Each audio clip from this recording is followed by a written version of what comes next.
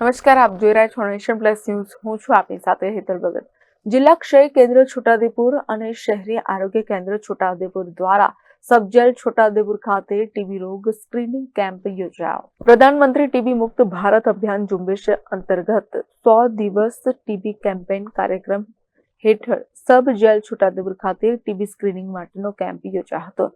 Jail અને સુધારાત્મક વહીવટીની કચેરી જેલ ભવન ગુજરાત રાજ્ય તરફથી મળેલ સૂચના અને જિલ્લા આરોગ્ય શાખા છોટાઉદેપુર મુખ્ય જિલ્લા આરોગ્ય અધિકારી ડોક્ટર ભરતસિંહ ચૌહાણના માર્ગદર્શન હેઠળ સબ જેલ છોટાઉદેપુર ખાતે 150થી વધુ બંદીવાન કેદીઓ માટે ટીબી સ્ક્રીનિંગ કેમ્પ યોજી 20 જેટલા બંદીવાન કેદીઓને ટીબીના શંકાસ્પદ લક્ષણો જણાતા તપાસ માટે સેમ્પલ લેવા હતા.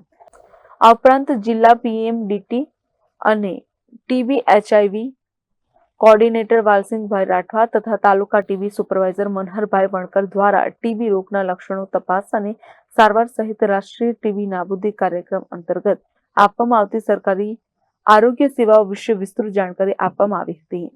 આજરોજ જિલ્લા ક્ષય કેન્દ્ર છોટાઉદેપુર અને આરોગ્ય શાખા છોટાઉદેપુર દ્વારા નેશનલ ટીબી નિર્મૂલન કાર્યક્રમ અંતર્ગત 100 ડે ટીબી કેમ્પેન કાર્યક્રમ અંતર્ગત સબજેલ છોટાઉદેપુર ખાતે ટીબી સ્ક્રીનિંગ કેમ્પનું આયોજન કરવામાં આવ્યું હતું, જેમાં મુખ્ય જિલ્લા આરોગ્ય અધિકારી ડૉક્ટર ભરતસિંહ ચૌહાણ સાહેબની માર્ગદર્શન હેઠળ તેમજ જેલ સુપ્રિન્ટેન્ડન્ટ ડૉક્ટર પરમાર સાહેબના સહયોગથી બંદીવાન કેદીઓને ટીબી વિશે જાણકારી આપવા માટે તેમજ ટીબીનું સ્ક્રીનિંગ કરવા માટેનો કાર્યક્રમ આયોજન કરવામાં આવ્યો હતો.